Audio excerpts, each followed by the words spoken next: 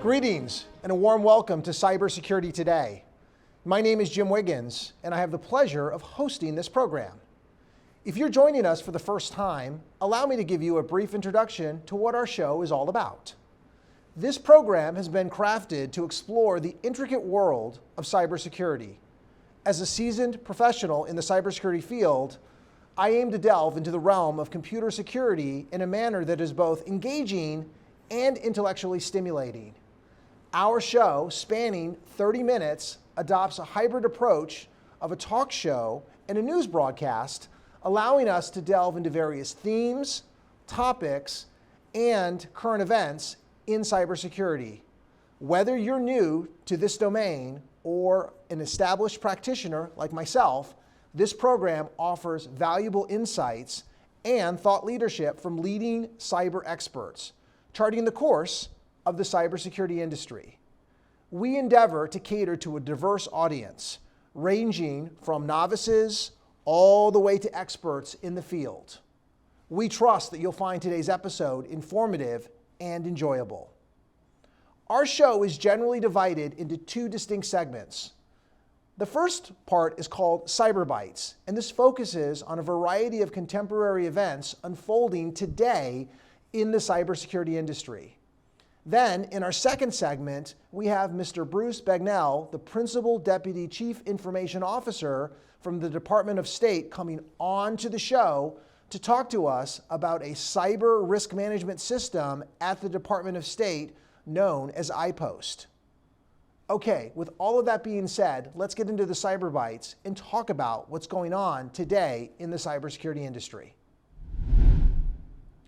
In recent news, the Senate has confirmed Harry Coker Jr. as the new National Cyber Director with a vote of 59-40.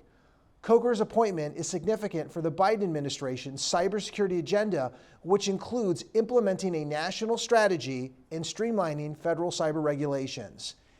He succeeds Chris Inglis as the only second person to hold this position. Coker, with his extensive background in intelligence and cybersecurity, is expected to continue building on the foundational work of the Office of the National Cyber Director established in 2021 after the SolarWinds cyber espionage incident. In other news, the National Security Agency, NSA, and the Cybersecurity and Infrastructure Security Agency, CISA, have issued guidance for better management of open source software and software bills of materials, sometimes called SBOMs. This move, aimed at increasing security in software development, follows a substantial rise in the use of open source technology. The guidance focuses on secure sourcing, storage, and maintenance of open source software, and also covers the creation and validation of SBOMs. This initiative is part of a broader effort to fortify the software supply chain in the wake of significant cyber incidents like SolarWinds and Log4j.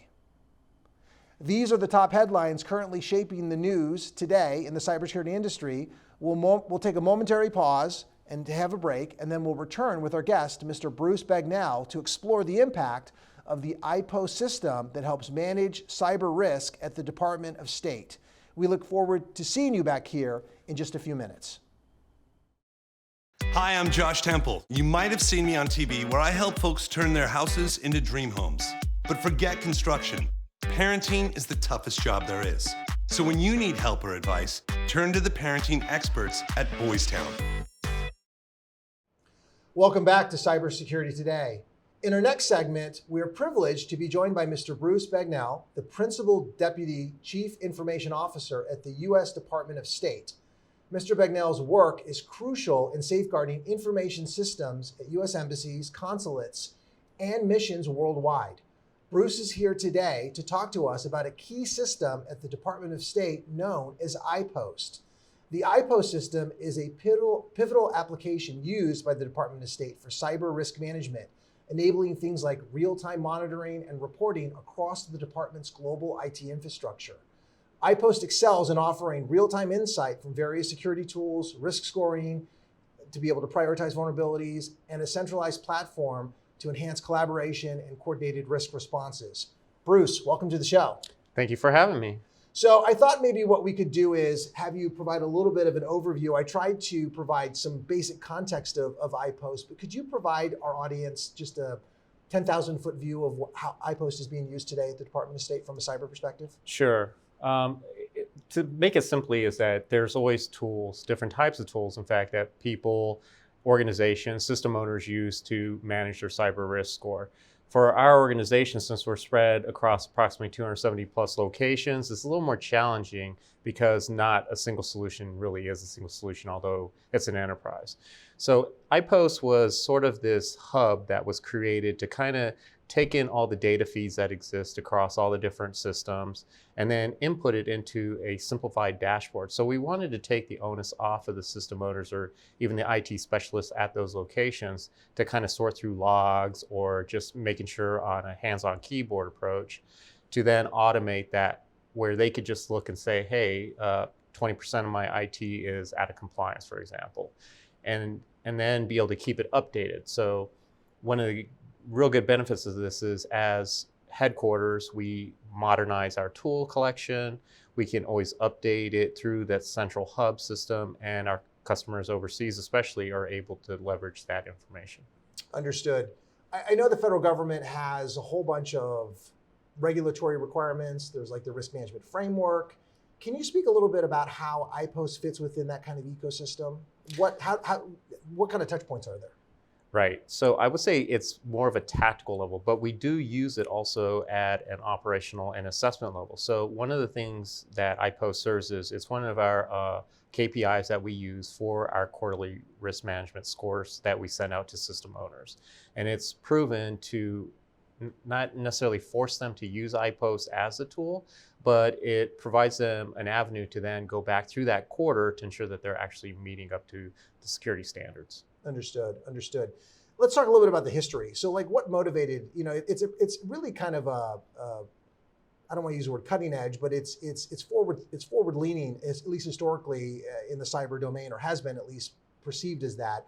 What kind of motivated its inception and ultimately how has it evolved since it originally came onto the scene? Right, great question. So honestly, it didn't necessarily start out as cyber-centric. It was more of what tool could we provide to the IT professionals at each of their locations, just to at least see their internal network. And it grew to a scope to say, not only is it internal use, but if our enterprise tools are managing and reviewing stuff from an external point of view, then why don't we use this to then feed all this data? So it started out as a operational and a security component, but then it grew to become really security centric. For example, every time a CVE comes out or a new guidance about an end-of-life product comes out, all that gets fed into iPost, and then owners at these individual embassies or consulates are immediately able to see that they have outdated equipment or something's been deprecated and they need to take it offline. And so it has increased the response time. Understood. I'm curious how, the State Department's an interesting organization. It's probably one of the few examples around the world that has such a large footprint worldwide. Right. What kind of unique challenges does the Department of State face, and ultimately, how does iPost kind of feed into some of those particular challenges? Sure. Let me break this down into two components. The first part is that our organization is very federated. That means that I don't necessarily control all the IT within the department.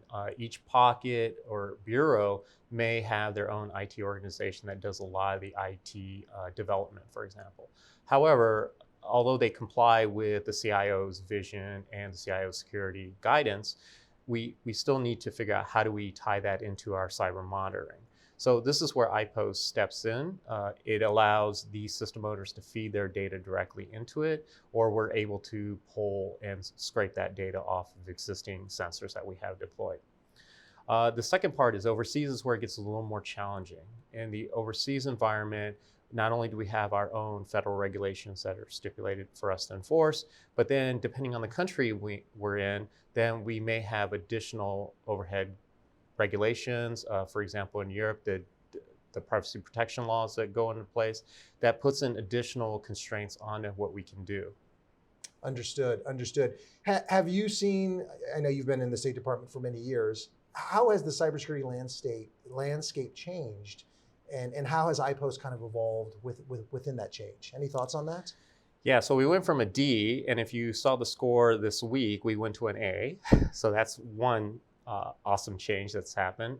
I would say is we historically had allowed cybersecurity to be done at the individual mission levels. We didn't really take a holistic approach.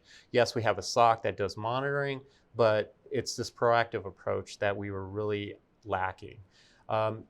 We have an office, the Information Systems Security Officer Office, but this was more of a regional-based concept. It didn't necessarily mandate what the game plan was. And so every mission globally was developing their own playbook.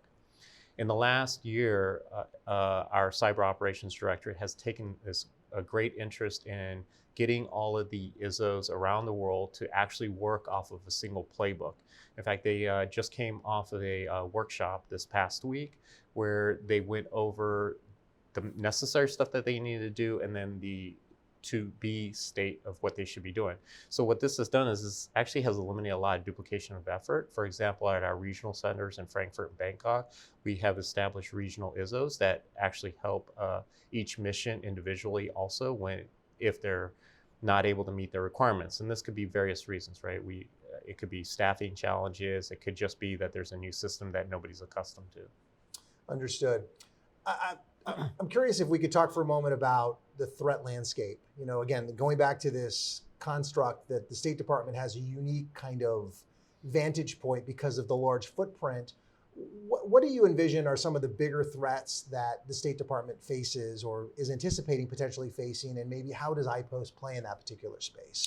Any thoughts on that? Yep, absolutely. So the State Department is the most targeted organization, federal agency, by all actors, and especially state-sponsored actors. And so we are constantly, I would say, coming up with new ideas on how best to address these various threat vectors. We're taking a proactive approach on educating customers. I think cyber hygiene is playing a large component of how we can address this. What historically users, especially non-IT users, were like, well, the network's being managed, so I shouldn't worry about it.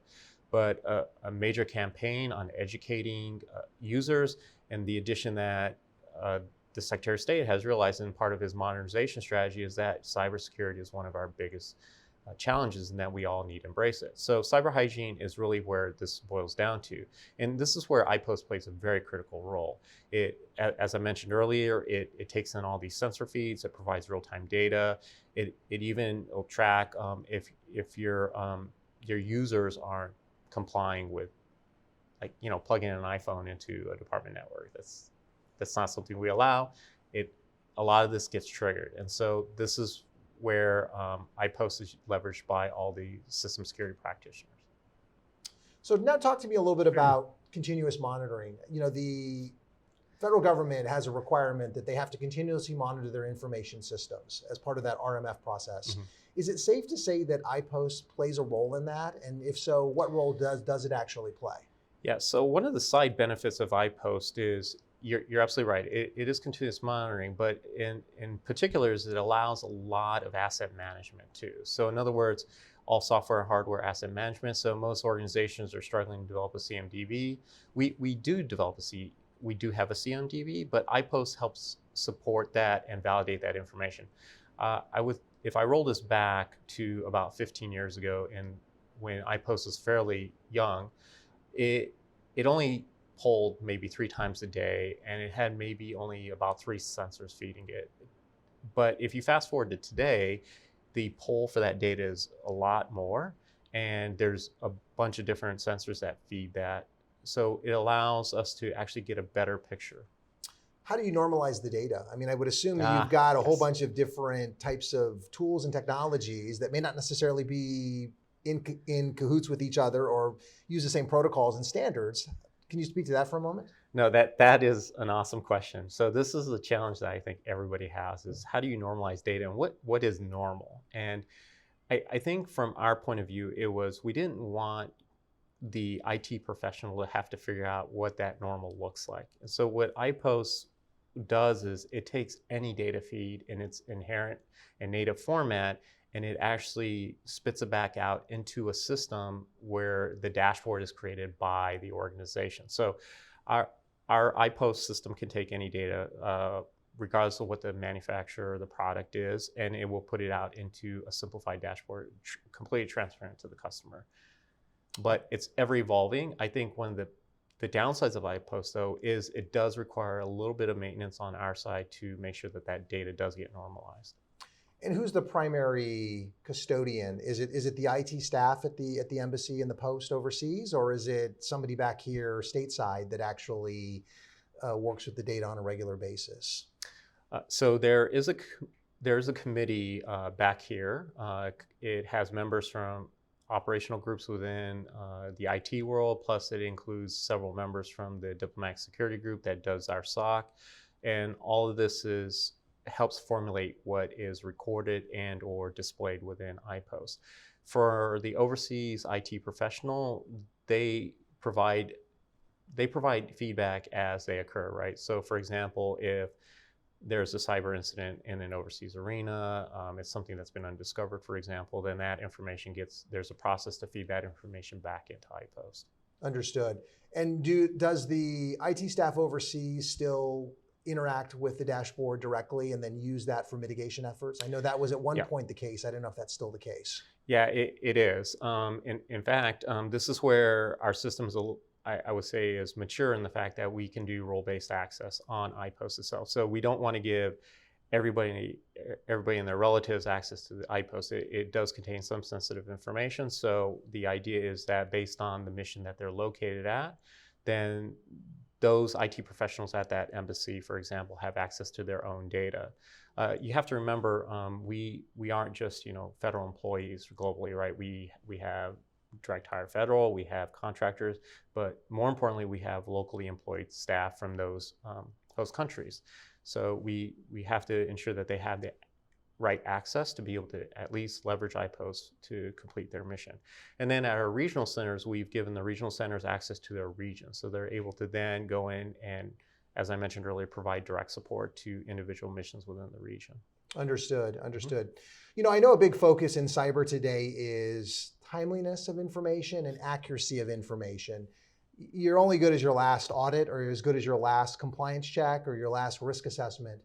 What kind of measures does the iPost system use to try to do the best job that it can to ensure that that information is accurate? What kind of time windows are you talking about typically from the time that information gets picked up on the sensor to the time it gets reported in the actual dashboard?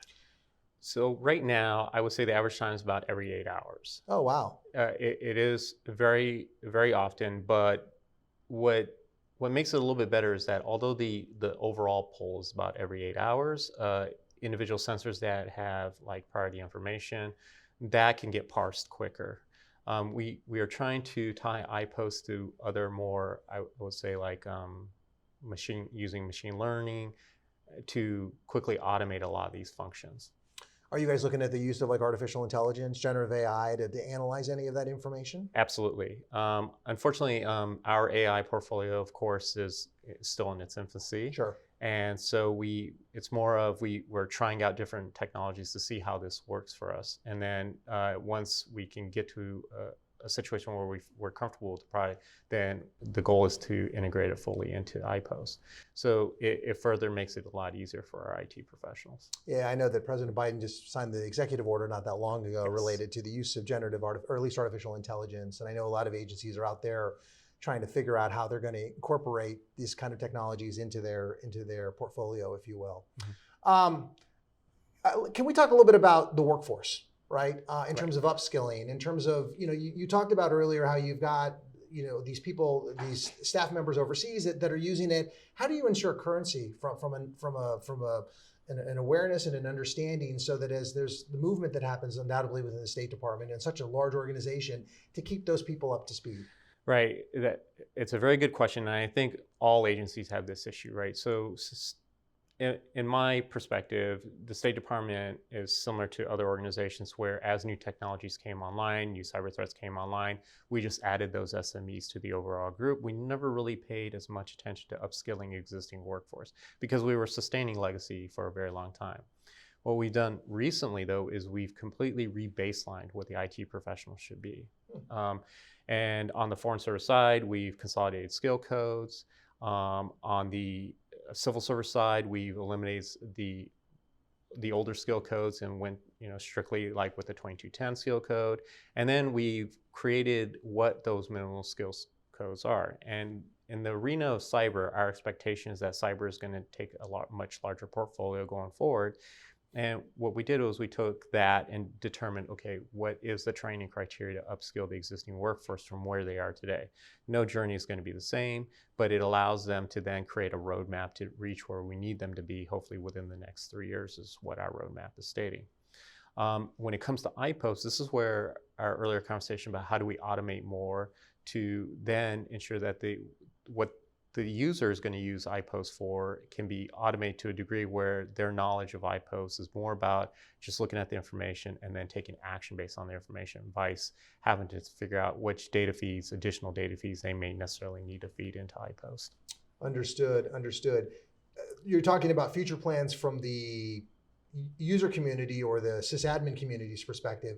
Let's talk about it now from the organization's perspective. Where do you kind of envision enhancements to occur within iPost in the foreseeable future? Any thoughts in terms of what kind of business challenges or organizational challenges that iPost may be trying to address in the next 3 to 5 years? Right. So I think iPost itself is going to have to go through its own transition coming up. As you know, a lot of vendors have put out cybersecurity products that really have taken a lot of legwork off of the practitioner themselves to help them do things quicker. And I think one of iPost's challenges, it requires a large overhead to sustain. And so the idea is, how do we make it more seamless to get this data feed? We could say there's a discussion about potentially converting iPost to a commercial product, but in our environment, especially our global footprint, that may not be ideal. So there's a group right now that's trying to determine, okay, how best to evolve iPost to meet the growing demand. Understood. Can we talk for a moment now about lessons learned? I really think that iPost as kind of a model, there have been a number of commercial vendors that have kind of sprung up over the years trying to emulate what iPost has done.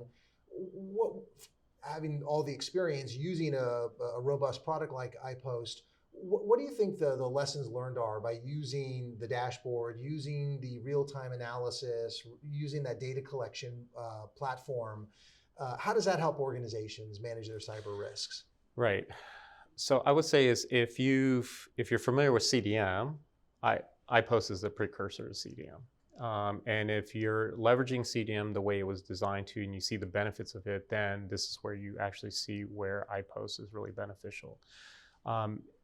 Each organization is very unique, as I mentioned, and so the ability to customize your product to align with your business is really important. I think in the case of iPost in particular, it's going to continue to evolve based on how our technology changes too. For example, especially with the implementation of Zero Trust, the way where our expectation is not to backhaul all traffic back to Washington, then we need to make sure that we can set up the additional monitoring or at least absorb the security concerns when it comes to establishing a true Zero Trust framework. Understood. Are there any specific best practices that the State Department has implemented as a result of the role of iPost within the environment? In other words, you saw something that you thought, hey, we need to now change this because of what we're seeing in terms of the data or the analytics. I would say not per se for the data itself, but more on the business side of the process. So historically, the way it worked is, for example, we had a firewall advisory board, and every time there was a concern within the firewalls, it would get reflected into iPost, but it was a very niche type of solution. I think what we're doing now with the business side of the house is there's more of a working group to share a lot of this information. Our relationships with the SOC team, for example, have never been closer. We do real-time discussions on a lot of the cybersecurity issues. Understood. We're running very low on time. I got two questions left for you. The first one asks about, looking back. It's Monday morning quarterback time. You're going to look back into the past, and you now know, if you knew then what you know now, what might you have done differently when it comes to the iPost system? Any thoughts on changes that might have been better to have implemented earlier or modified? I would say the lessons learned from my perspective is we tried this back in 2018 iPost itself is just the care and feeding of iPost is really a lot of effort. And potentially moving that framework to a common platform was probably something we were attempting to do, but we couldn't come up, there was no commercial product at the time that really did what we needed to do. I think going forward, what we really need to consider is, okay, how can we take this into a different platform so there's less care and feeding? For example, if we can make this a SaaS product, that would definitely improve the response and lower our operational costs. Understood. Last question for you. Let's say somebody wants to join the Foreign Service and wants to become a cybersecurity professional. How do they go about doing that? Is there a website that they can go to or an email that they can connect to? Right. So our cybersecurity professionals in the Foreign Service is just one part of the portfolio. We don't have full-time committed cybersecurity in the Foreign Service. We have it on the civil service side of the house. But I would say as you go to careers.state.gov, you'll see a new listing for information management specialists that is due to change this upcoming summer to the diplomatic technology officer. And I highly encourage everyone to apply to that. Nice. Yep. All right, Bruce. Well, thanks for coming in. We really appreciate you coming in and sharing your knowledge about the iPost system. Guys and gals, that's going to do it for today's episode. We again want to thank our guest, Mr. Bruce Begnell, for coming in and talking to us about the role of the iPost system and how it's being used at the Department of State to help out with things like continuous monitoring and also cyber risk management. We hope that you found the information in today's show interesting and useful and that you learned something new about cybersecurity. If you'd like to learn more about cybersecurity today and keep tabs on upcoming episodes, please check out our show's website at www.cybersecuritytoday.org. You can also reach out to us with any questions or comments to our email, which is contact@cybersecuritytoday.org. We look forward to seeing you at our next broadcast. Thanks a lot for joining us. Stay safe and stay informed.